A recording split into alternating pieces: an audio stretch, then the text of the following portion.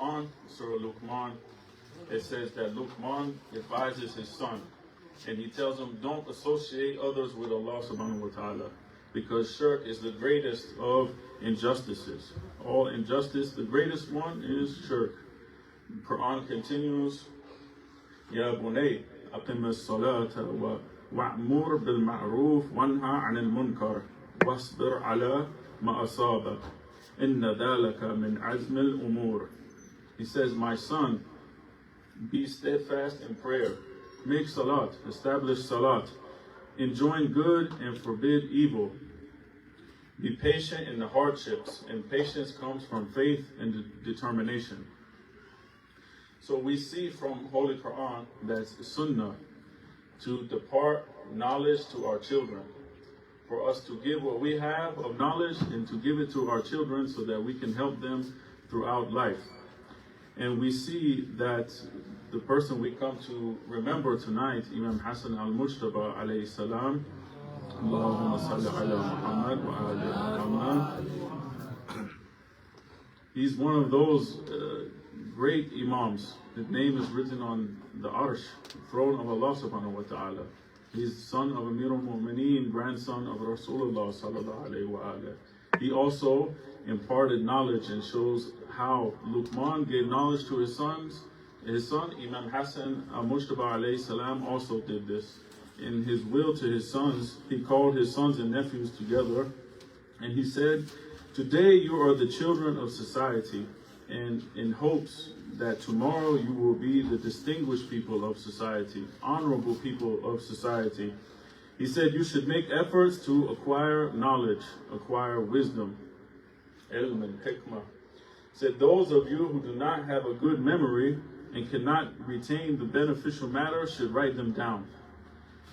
And keep those writings in your houses for time you can use them at the right time. Someone may say, I have a bad memory. I can't remember everything. Maybe, what point is it for me to study? I can't remember anything. Imam says, no.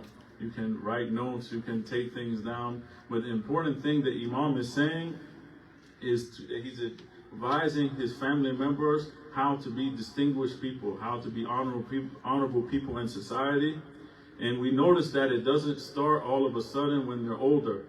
All of a sudden now a person is older, now they're supposed to be distinguished or honorable. No, it starts when they're younger, and he advises them when they're children to seek knowledge, to seek wisdom. A lot of times we say, oh, the kids are too young, we shouldn't take them to majalis, we shouldn't take them to Hussainiya, we shouldn't teach them too many things because they cannot comprehend, they can't understand it.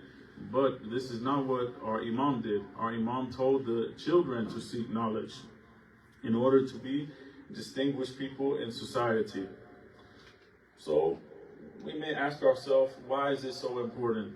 Why do we need to gain knowledge in the first place? Isn't it enough all we do is we make our wajibat, we make salat, we make siyam, we do zakat, all these things, khums, hajj, all this is good enough for me, I don't need to learn anything.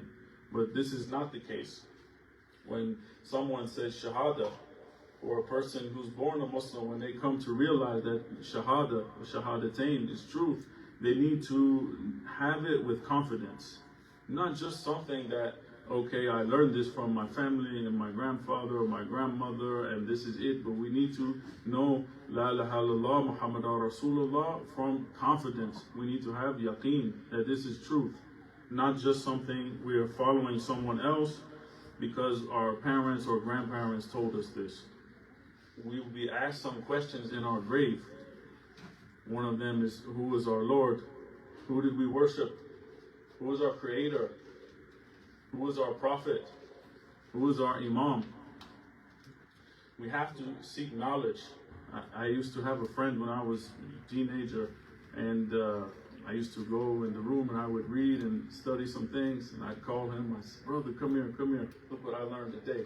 He said, oh no, you told me something yesterday, I didn't want to know that, now I can't do that thing anymore because now you told me. So when I would come, he'd close his ears and say, oh no, Mateen is good enough, I don't want to know, I'm just going to pray, and that's it, that's enough for me. But we can't be like that. We need to always improve. Amir al-Mu'mineen, Ali ibn Abi Talib alayhi salam, said, the one whose 2 days are the same is loser. We always need to be moving forward. So we have to answer these questions in our grave, among other questions. The one, who is your Lord? Who is your Prophet? Who is your Imam? And we can't answer these questions by saying, okay, they say, who is your Lord? I say, is Allah. Because, why is Allah your Lord? Because my father told me Allah is my Lord. My grandmother told me Allah is my Lord. No. Such and such Marja told me Allah is my Lord. No, we need to have usul al-din, our roots of religion. We need to know from our own reasonings, our own proofs, why we believe in Allah subhanahu wa ta'ala.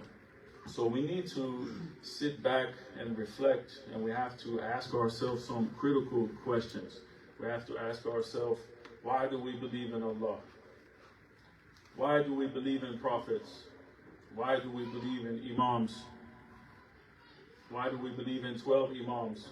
A lot of people, they don't ask themselves that, but we need to know, and we need to know with certainty, and it comes from seeking knowledge. A lot of times we say that we love Ahlul Bayt alayhi salam, and this is why we follow them. We love them. But unfortunately, when we ask the person about Ahlul Bayt, tell me about them, I don't know. I don't know many things. I just know their name, and they were born in this place, and they're buried in this place, and maybe one or two things. And they don't have much information about those Imams. But if we love someone, we should know about them. We cannot love someone and don't know anything about them. For example, we say if we love our spouse, and they say, oh, tell me about them, and you don't know anything about your spouse. It doesn't make sense. It's not logical. The one we say we love and we follow, we have to know about them. So it takes time that we need to dedicate from ourselves, 5-10 minutes a day even, and learn something about the Imams and Ahlul Bayt alayhimus salam. So a person who takes the testimony of faith, they say shahadatain, a mushahada, is a witness. It signifies or means that they have seen something. In this case, it would mean that you have seen the truth of the religion very clearly. And we have seen like basara, and from this word we have basira, insight. So it means that the intellectual reasoning and insight can bring a person to the point where they can see things so clearly that it is as if they have actually witnessed that thing. So a person who says shahada, it is actually like they have witnessed these things as absolute truth from within themselves, from the knowledge they have gotten. So it's more than just saying on the tongue. It has to come from knowledge. In order to get this type of level of certitude, we have to go deep into the religion of Islam. We have to delve deep down into riwayat and ahadith of Ahlul Bayt alayhimus salam. So this way we can have faith not just by the name of faith or by saying that we believe, but actually have the reasons why we believe what we believe. This is very important for all of us. Sallu ala Muhammad wa ali Muhammad. Allahumma salli ala Muhammad wa ali Muhammad. So seeking knowledge is wajib, is binding on every Muslim. From narrations of Ahlul Bayt alayhimus salam. Rasulullah sallallahu alayhi wa alayhi, he says, Talba ilmi faridatun ala kulli Muslim. Seeking knowledge, wajib, mandatory on every Muslim. So we have to seek knowledge. And he says, and know that Allah loves those who seek knowledge. We see that seeking knowledge is not something we should just look at it as something light, something we do or we not do, but Prophet has emphasized on it a lot. And we should always strive to learn more about Allah, learn more about Rasulullah, learn more about Ahlul Bayt alayhimus salam. Even when we look at the best of creation, Rasulullah sallallahu alayhi wa alayhi, Allah tells him in Quran, Rabbi zidni ilma, my Lord, increase my knowledge. If Rasulullah asks Allah to increase his knowledge, who are we? We have not even a pin drop of knowledge compared to Rasulullah or Ahlul Bayt alayhimus salam. So we have to also ask Allah to increase our knowledge. We have to also ask Allah to increase our container. One of the Mujtahideen in Najaf was telling me, ask Allah to increase your container. What do you mean by container? He says, your capacity to hold knowledge. Because, for example, if we have a cup, like one of these styrofoam cups of chai, if we pour chai or pour water in that cup, it will only hold that amount that's in that cup. Any more we pour on, it's going to run all over the floor and table. It won't hold except maybe whatever 8 ounces. That's it. Same thing with knowledge. If we can only hold so much, the rest is going to go. We won't retain it. But he says, ask Allah to expand your container. And we see that Musa in alayhi salam in Quran says to Allah to expand his breast, expand his chest. We have to ask Allah to expand our capacity to hold that knowledge, because knowledge of Ahlul Bayt alayhi salam is heavy. We have to be able to hold it, and this is not something we just do on our own. Some people say, oh, I just read on my own, I can read a book, I can study, I can do this, and I can get everything on my own. But it's not the case. The knowledge of Ahlul Bayt alayhi salam is tawfiq from Allah subhanahu wa ta'ala, like a nur that he places where he wants to. So we have to ask Allah for his help and his guidance and the tawfiq to be able to get that knowledge. So it takes twofold. One, we have to put effort into it. The second, we have to depend on Allah to give it to us, to allow us to understand. He said the one who Allah favors, he gives him good understanding in religion. Imam Sajjad alayhi salam, he says, if people knew what result lies in seeking knowledge, they would have definitely sought it, even if they had to shed their own blood of their heart, or they had to go down into the depths of the ocean to get that knowledge. Subhanallah. He's saying that people would even risk their life. If they knew what benefit this knowledge of Ahlul Bayt has, they would even risk their life to get this knowledge. They would go through great hardships to get this knowledge. I remember hearing about some of the great Maraja and Najaf in difficult time. They would have to eat outside from things out they could find. It was very difficult, and they didn't have the sustenance in that time. They could have easily left and went to somewhere else, but they stayed in pursuit of knowledge. Now we have knowledge at our fingertip. We can push a few buttons on a computer, a few buttons on our phone. We can have so many books of Ahlul Bayt alayhi salam on our phone, but we don't put the effort, so we have to work at it. Our books, most of the time, unfortunately, they're sitting on the bookshelves collecting dust until month of Ramadan, for example, or month of Muharram. Then we take out, we read a little bit, and then we, Eid al-Fitr come, khalas, put the book back on the shelf, and we'll see you next month of Ramadan. It's uncomfortable, but we have to get uncomfortable if we want to move forward. A lot of time people come and they say a lot of things that everyone wants to hear and everyone's happy, but there's no progress. So we have to address things. We have to take time and make a commitment. In this month of Ramadan is a training period. We are working on ourselves to build good habits, to stay away from bad habits. So we need to make the time and get used to reading, get used to studying. Even if it's 5 minutes a day, that's it. And then we carry it throughout the year. And those 5 minutes a day, they will add up, and you'll be surprised by a few months, you maybe have finished a book and pick another book and continue reading narrations. Sallu ala Muhammad wa ala Muhammad.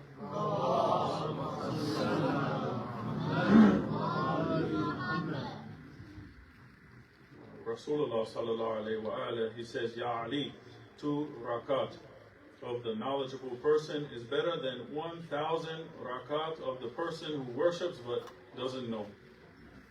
One might wonder, how come they're both rakatain, 2 rakat, or why one person gets so many reward more than the other one? Both are acts of worship. They should be the same, someone may say. However, while one is praying, while they are ignorant, they don't know. They don't know who their Lord is even when they're praying, maybe. They don't know too much about Allah. They don't know what they're doing. But the other one is praying that has ma'rifah, have recognition of Allah subhanahu wa ta'ala. and he has proper understanding of religion. So it's different. He continues, says, Ya Ali, the sleep of the knowledgeable is better than the rituals of the unknowing worshipper. Imam Bakr alayhi salam, he says about seeking knowledge, try to learn because learning is a good action and study is in itself is ibadah, a type of worship. So when we're studying or reading books about Islam, it's not just considered like our reading time. We're just reading some book and passing some time, but actually that time we're doing our study or reading is counted as we're worshiping Allah, ibadah. He also continued that narration and he said, for the one who is seeking knowledge, the birds in the sky, all the fish and other sea creatures will ask Allah's forgiveness for the seeker of knowledge all the way until the day of resurrection. Subhanallah, the reward for a person who's just putting some effort into seeking knowledge. So we can see that the one who seeks knowledge is truly distinguished, like Imam Hassan alayhi salam said, in society, due to the fact that even their sleep is worship, their prayers hold more rewards. The time they spend reading or seeking knowledge is ibadah, and all the creatures of the sea are praying for them. So many tawaf.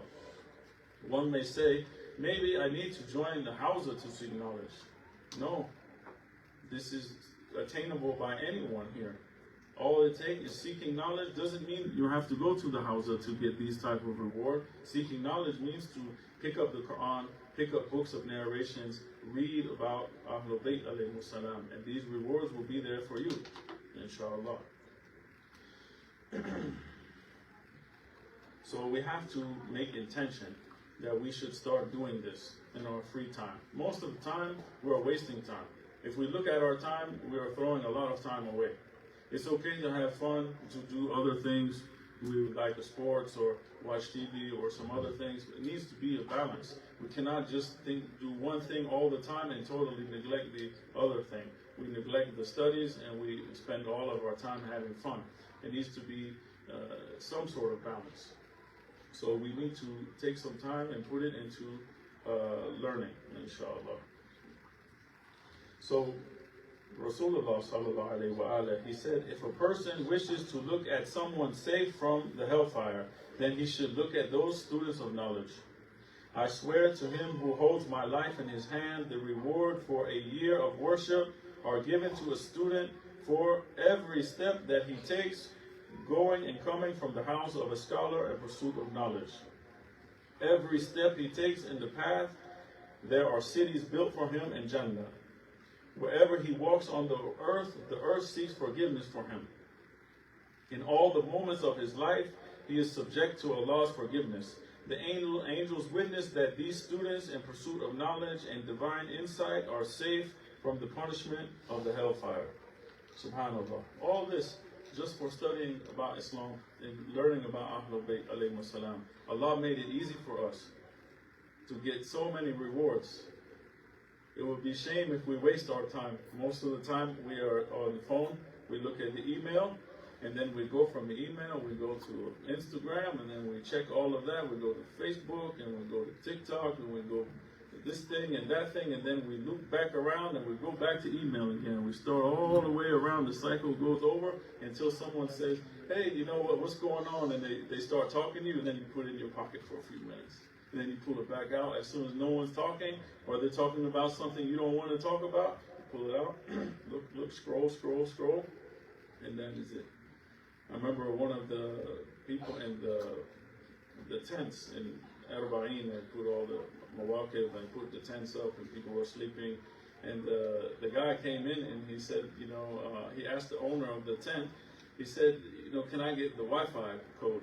And the guy, he laughed and he said, several years ago, when people used to come in the tent, they used to ask for the Qibla, where I can pray. And now they ask for Wi-Fi code. So we have to be careful not to fall into that and forget about Allah and only are caring about the Wi-Fi code. Everything needs balance. Imam Bakr alayhi salam, he said, the scholar whose knowledge is made use of and is benefited from is worthier and more virtuous than 70,000 worshippers. This is because when a misguidance comes into the religion, someone tries to make something that's not part of deen, or they say something and they try to make something new in a religion and introduce it, it will lead people astray. But the alam, the one who knows, he will see it and he will refute it, and he will know that this thing that you're doing is not correct. You're trying to present it as something correct, but it's not, and he will protect people from that. But the person, he's only praying and he's only fasting, which is good, but he doesn't learn anything. All he does is pray and fast, pray and fast. Maybe he'll be tricked by that thing. I remember someone told the story, it's like, if we can imagine, if a shaitan came to two people, one person, he's praying all the time and he's fasting all the time and he's just doing dua and all his time is this, but he doesn't know much. That's all he knows, salah, dua, and this is it. And shaitan comes to him and says that he's an angel. He says, I'm an angel. You know, I've come to give you the good news that you are the next messenger of Allah. The guy goes, wow, I've been waiting for this day. I knew it would come, that I would be the next messenger, and I've been waiting, I've been praying, I've been fasting, and I knew you would come one day. You know, he didn't know this for not reading that there would be no more prophets. Then he goes to other person, he's knowledgeable, he studies, he reads. Shaitan goes to him, says, I'm an angel, I've come to tell you that you are the next messenger of Allah. He says, A'udhu billah, get away from me, Shaitan, because I know there's no prophet after Prophet Muhammad sallallahu alayhi wa alayhi.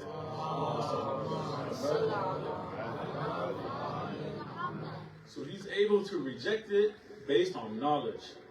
We have to have knowledge. When we look at sins, the sins, most of the time people are tricked by them because they look nice. Shaitan beautifies the evil deeds, makes them look nice for us.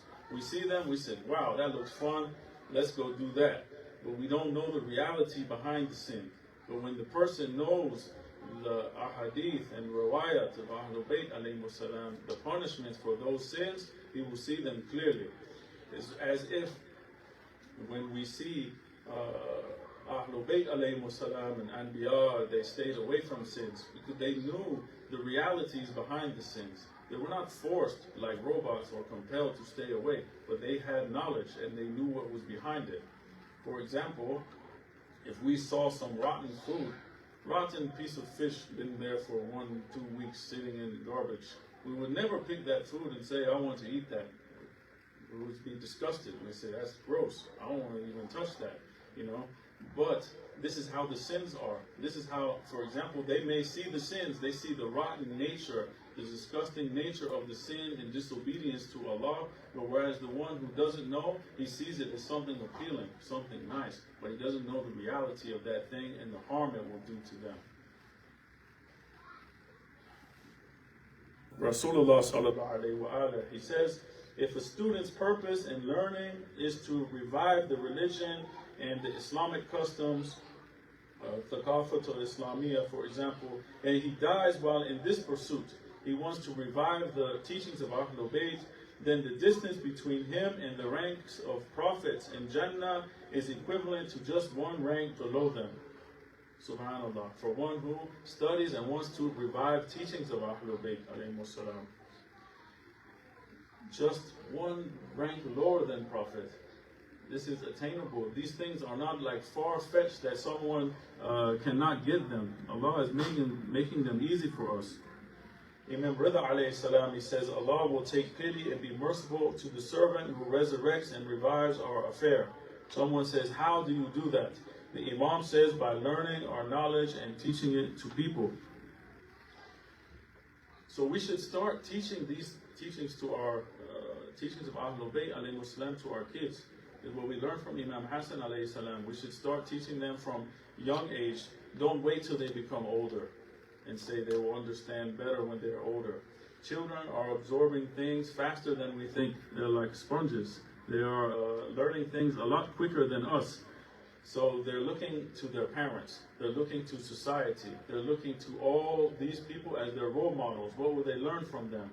So we need to be active in encouraging them to learn the teachings of Ahlul Bayt alayhimus salam. We need to give them the proper tools that they can be successful in this life.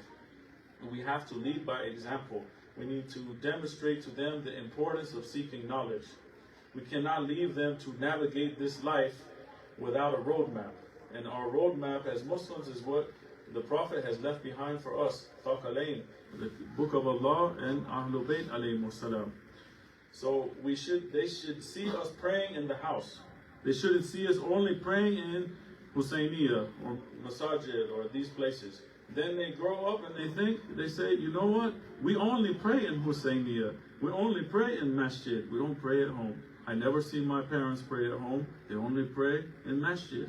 They're picking these things up by themselves. We don't have to tell them. We need to be a good example for them. So we have to teach them, because Imam Sadiq alayhi salam, he said, take action in teaching traditions of Ahlul Bayt to your children before the corrupted people go on corrupting them. And we see this taking place daily in our life. What schools are teaching, they're attacking family structure, for example, traditional family values. They're teaching a lot of things that are against Islam as something that is normal. And if we don't teach them, if we don't shape their worldview according to Islam, their worldview will be shaped according to what they see in society. And if that takes place, then you tell them something from Ahlul Bayt. Later on in life, they say, but my mind is I already accept this as my worldview. And God help us in that case. So we need to give them a strong foundation from the beginning. So our children, they're a trust from Allah. Allah has entrusted them to us, so we need to honor the trust and take care of them to the best of our ability by sharing what we know and encouraging them to learn and even be better than us in the pursuit of knowledge of what Rasulullah and Ahlul Bayt alayhimus salam have handed down to us. If we wait too long and begin to teach them about Islam later on in life, then in most cases what I have seen is that the teenagers, they start getting off the track and start getting lost. How many times, for example, we see they have left Salat. They don't care for religion at all. They're in the street doing God knows what, all sorts of haram. Then all of a sudden, parents come to center and they're begging the Sheikh or Sayyid. They say, Sayyidina, Sheikhna, please give me dua. My son is in jail.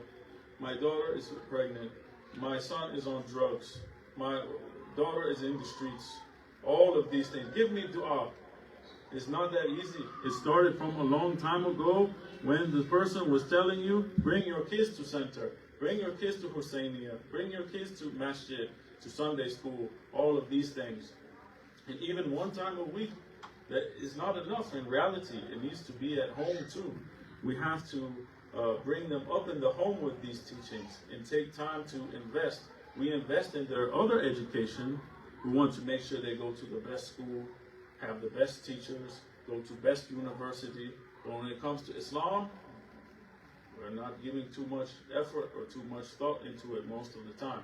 And it leads to problems down the road. I wouldn't care if my son had the best degree in the world, PhD in all the fields. If he didn't pray and he didn't fast and he didn't believe in Allah and he went astray, that degree doesn't mean anything to me. I would rather my son believe in Allah, have ma'rifah of Ahlul Bayt alayhimus salam, practice the religion of Islam, even if he has whatever the lowest job we can think of, the sweeping street.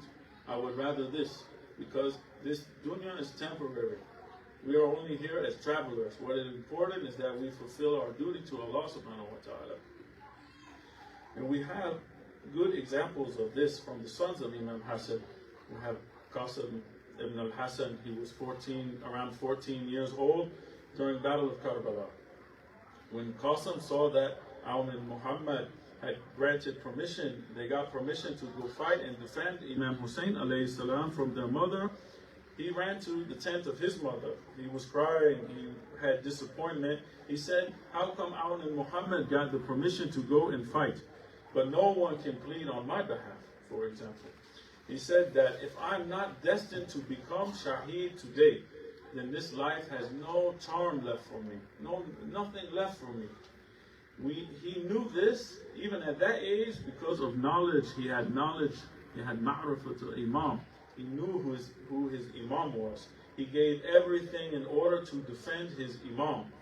He knew that his Imam was Hujjatullah fi ard, the proof of Allah on the earth. If we don't teach our children the pivotal role that the Imam of the time plays in our life, they can end up like these people, or for example, people of Kufa. They invited him, Imam, and then they turned on the Imam because they didn't know who the Imam was. They knew he was grandson of Rasulullah, but they didn't know position of Imamat. They didn't know that he was Imam divinely appointed by Allah and what that position really meant. They thought that maybe he's just a better ruler than the one we have now, and we'll be better off if we get a new governor and we'll try it that way. But as soon as they started offering money and land and whatever they wanted, they left the Imam. So we have to be sure that we have conviction about Imamat and who our Imam is. Those people, they weren't his true Shia. His true Shia were like Habib ibn Madahir. As soon as he called him, he came to aid the Imam. So if our children are not brought up with this love of Ahlul Bayt alayhi salam, this ma'rafah of Imam of their time, how can we expect him to aid the Imam of our time? How can we expect our kids to aid Imam Zaman, Ajallah Ta'ala Farajul Sharif, when he comes in the Hur, after Ghaiba, when he comes, how can we expect them to aid him if they don't know about him and they're not knowing his position? So we see that Prophet has said that the one who dies without knowing the Imam of their time will die the death of Jahiliyyah. So we have to make sure we teach our kids. There's no age requirement to start this. We should let them see us praying since they are babies. They will come and they will start mimicking you and praying next to you. So we always have to teach them about Allah, about Prophet, about Ahlul Bayt alayhi salam. We should bring them to majalis. A lot of centers, they say, don't bring the kids to majalis. They're going to run all over the place and make a lot of noise. Let them do it. Let them run. Let them make noise. Who cares? It's fine. The benefit and thawab and barakat that they will get from attending majalis outweighs much more than that. Imam Bakr alayhi salam, he said, may the mercy of Allah descend upon the servant who meets with another and recalls our affairs. For verily the third one to be amongst them is an angel who seeks forgiveness for those two. No two people gather to remember our affairs except that Allah flaunts them with the angels. Allah shows them off to angels. Hence, if you all collectively meet, then remember and call people to our affairs. Verily our legacy is brought to life through your gatherings and commemorations. And the finest of people after us are those who recall our affair and invite others to do the same. We see that Allah will flaunt us to the angels, inshallah, from this narration, that when we get together and we collectively remember Ahlul Bayt alayhi salam, we hold majalis, Allah will tell the angels, look at these people in this place, Albuquerque, New Mexico. They came together, they hold majlis for Imam Hassan al-Mustafa. Look at this, showing us off, inshallah, to the angels. This is position of coming to majlis, benefit of coming to majlis. And we spoke about Qasim, the son of Imam Hassan.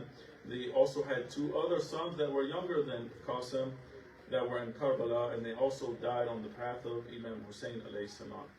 The Farsi-speaking community, Iranian, they usually commemorate one of them on the 5th night of Muharram, Abdullah ibn Hassan. He ran out and defended Imam Hussein in his last moments.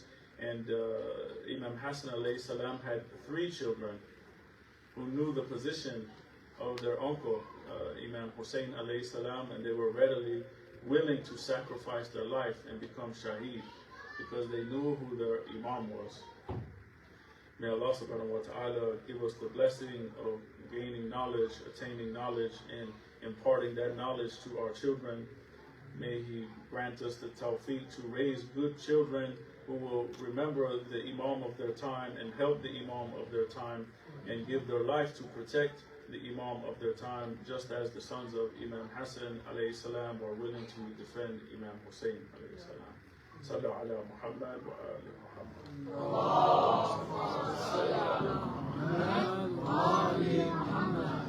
اللهم كن لوليك الحجة ابن الحسن صلواتك عليه وعلى آبائه في هذه الساعة وفي كل ساعة وليا وحافظا وقائدا وناصرا ودليلا وعينا حتى تسكناه أرضك توعا وتمتعه فيها طويلا برحمتك يا أرحم الراحمين. اللهم صل على